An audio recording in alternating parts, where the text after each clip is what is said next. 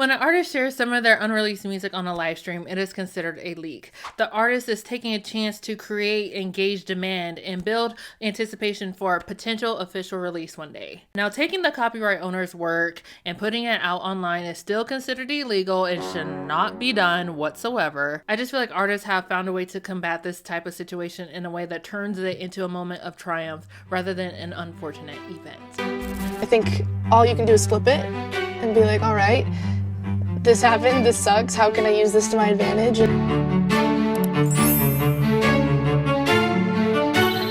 Hello there, beautiful people. My name is Shantoria. Welcome to the video, and I pray you all are doing well. The commercial side of creativity is not always fun to talk about, but it is necessary in order for us to be better artists, consumers, and viewers on the internet. So if you enjoy learning about these things as much as I do, go ahead and hit that subscribe button and make sure to hit that notification bell to be notified of whenever I upload. Now, in this video, I want to go through the benefactors and risk factors of artists leaking their music online, as well as going through a couple of case studies from my favorite artists.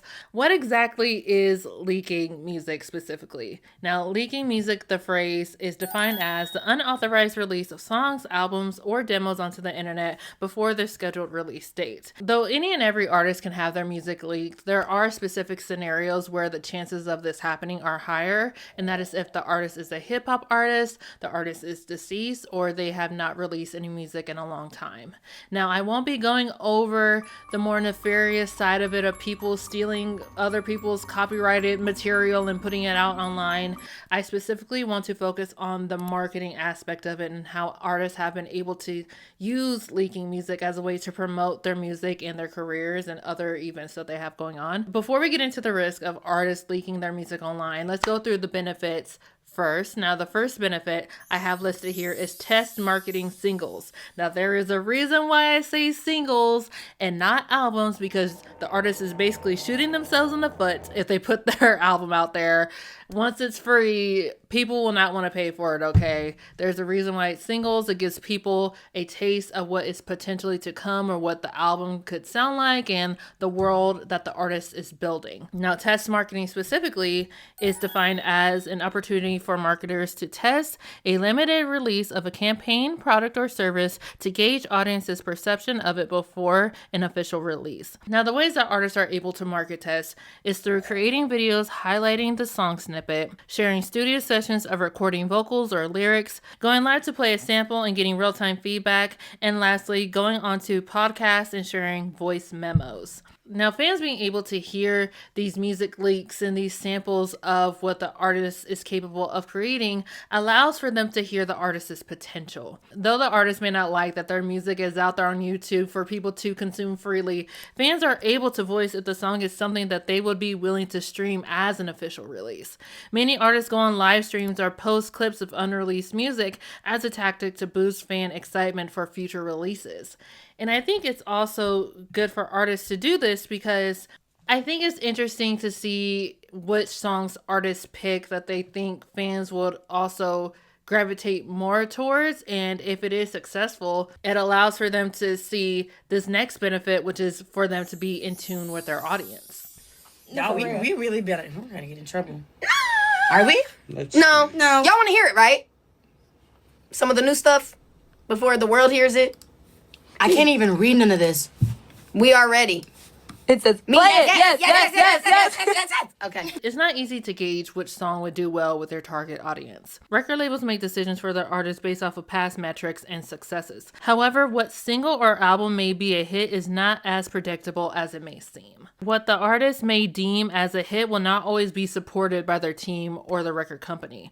The artist may then feel the need to take matters into their own hands and show that they know what their target audience wants to hear from them. What I loved about that moment, I was just telling someone the other day, is that I had the song Promise, and I remember at that time, the CEO was like, this is the worst R&B record. What? Wow. Yeah. But I remember him saying that to me, and I'm like, okay, you're going to see. So Polo produced that record, and we actually leaked the record, and the record was a hit record. Whether it is a calculated risk or just an act of rebellion, the artist is taking a chance in seeing poor charting and sales. Album and single releases are planned months, even a year or two in advance. So whenever it is leaked, it potentially could destroy what they have planned and really mess up a truly successful album or single release. The artist and their team then have to decide if it makes sense to move the album release date up or stick to what they have planned and go with the scheduled release, even potentially delaying the album's release entirely. And that in itself could be a risk of audiences losing their interest. A music leak months or weeks in advance can affect the audience's anticipation for the project. And if the artist hasn't released anything in a while, hackers may feel tempted to go through their files and put something out themselves. And I think even legacy acts, ones that have been around for over a decade, have the potential to even lose audience interest, because now that they have shown that they are capable of doing and accomplishing so many great things, now they have to prove that they still have what it takes to actually keep up with the moving and ever-changing social climate, and still keep audiences' interest and still be at the top of their game and chart very, very well. Not even just having number one, but just charting well. And on the other side of the coin, artists that are just starting out or even are just starting to build momentum, having a leak so early in your career could truly be detrimental and can really kill that momentum that you have going for you. Which leads me to my first case study, which is Tate McRae's So Close to What album release. I say that the two case studies influenced me to make this video, but it truly was what happened with Tate McRae's So Close to What album release that just makes me so excited and just so happy. This is the type of stuff that I love to see and take note of, because these are things that you have to account for and learn how to pivot with. So if you do not know who Tate McRae is a Canadian singer-songwriter and dancer based in the US. She was preparing to release her third studio album, So Close to What, on February 21st, 2025, when it was leaked 5 weeks prior. McRae told People that the leaked project included demos of unfinished songs. She recorded an additional 2 tracks, Like I Do and Blood on My Hands, for the album to reclaim some of the control that she felt she lost during this time. Though it saddens me that her album got leaked a few weeks in advance of the official release, I can't help but be happy that we got Like I Do out of this situation, because Like I Do is one of my favorites off of this album, and honestly, one of my favorite songs she performed on tour with the cameras and everything. The way that they choreographed that whole set or for that song is so freaking good.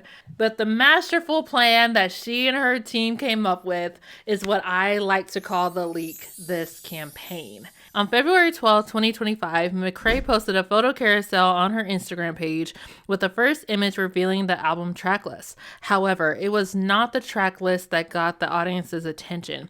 McRae's Leak This t-shirt allowed for the superstar to capitalize on the unfortunate event and spin it into a moment of triumph. The devastation turned campaign spread even further than the news of the album leaking. I believe this created a form of solidarity amongst fans and encouraged them even more to stream the heck out of the official release. So Close to What became Tate McRae's first #1 album on the Billboard 200 charts. I think this moment really just shows how strong a community of people are when it comes to fans and catering to audience demand. And the reason why I mentioned Tate having such a strong connection with her fans is due to the songs that she chose to select for her deluxe album. 2 songs on the So Close to What deluxe album, Anything But Love and Siren Sounds, were leaked and were viral audios on TikTok. McRae choosing to include these recordings that fans were enjoying via social media communicates to them that she knows what they want from her and that she's actually paying attention to what they are saying. This allows for fans to be, in a very small way, a part of the track list selection process of curating an album. And I love this so much. And there were so many viral dances and viral videos of people playing Tate's unreleased music and just really enjoying it, especially Anything But Love. People were loving that one. Though I think it is very sad, because Tate did mention in an interview, I believe, I'll put it up here, I'll let it play, of her saying that almost all of her catalog, I believe, was leaked online. It was like 600 songs or something, you said? I had like my entire catalog since when I was like 12 years old leak, and That just sucks because I think some of those songs I never wanted to see the light of day. Some of those are just like diary entries. Some of them are just, most of them are just brutal. And you never want them to drop. So many artists have gone through this. This next artist in the second case study I'm about to share with you all has gotten a double whammy because of the predicament that she found herself in while all of this was happening, and that is Miss Ariana freaking Grande. Now, in June of 2023, Ariana Grande's demo version of a song called Fantasize was leaked and went viral on TikTok. Grande was saddened about the news and had asked fans to stop spreading the song around. 2 months later, a user on Spotify that went by the name of Adriana Venti uploaded the track. According to Wikipedia, the recording garnered over 1 million streams. Spotify quickly took down the song, and the alleged user behind the account was fined $10,000 for copyright infringement. And if the $10,000 fine is true, I honestly feel like it possibly was more, because record labels do not play about their losses, okay? You are not about to cut into not a nothing. They will get every 0.000 penny out of you, okay? But Ariana saw the love that Fantasize was getting and reworked it, and now we have The Boy Is Mine. Now, The Boy Is Mine was released July 19th, 2024. The song peaked at number 15 on the Billboard Hot 100 chart and number 11 on the Billboard 200 charts. And I think it's insane that this song charted so well, considering that around this time, Ariana Grande was being called a homewrecker. And people are such hypocrites, because how are you going to call someone a homewrecker but then be jamming and rocking out to a song that's called The Boy Is Mine? It's so annoying, and I feel so bad for her, because it's one thing, okay, in some ways I feel bad for her, because it's not like her putting out music like this is completely foreign. She does have One Last Time, Break Up With Your Girlfriend on Board, the more obvious one. It's one thing for people to insult you, but then to have a song chart so well that encourages the behavior that they're condemning her for is insane to me. In that way, I feel bad for her, because people just, I don't know, they say one thing, but they act in another way. I think people really need to check themselves and their morals if they're willing to act against it. I have more thoughts on that whole situation, but that's for a different video. Before I left for Wicked, the few studio sessions that I did, which are all over TikTok. Thank you so much. I'll see you in jail, literally. The thing is that those were all written for a TV show, for I remember this. something that was not for me. So Fantasize comes out crazy, was stolen. I'll pay you more to put it away, like to get it back. Why don't you want it out there? Because people think it's yours. They don't know the context. Well, that wasn't my song. That wasn't for me. It was like a parody of like a 90s girl group vibe, but they loved it. They loved it so much. And I was like, all of you are absolutely hypocrites. And B, that's crazy. It's so corny, but it's okay. I took the note and I kind of gave them Ariana's version of that on the album, but they're completely different now. So although you've heard them because you stole them again. And one key thing that I want to mention is artists being able to take chances and risks that they may have never would have taken had the league had not done as well as it had. And this is something that past artists have not been able to benefit from.